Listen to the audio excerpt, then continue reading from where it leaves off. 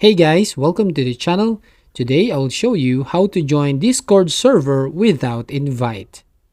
So when you open your Discord app, you will notice on the homepage the plus icon at the top left corner, the green color right here, so need to tap that plus icon. And then right over here, as you can see at the bottom, tap on join a server. Now over here, if you don't have that invite link, you just write https and then /discord.gg/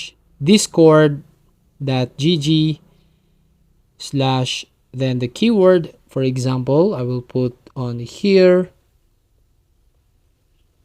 play and then tap on join server, and as you can see, Juicy Jackson's Nightmare, so tap accept invite. So you need to know what the keyword is so you will be able to join a server. So that's all. Thank you for watching. Please like and subscribe.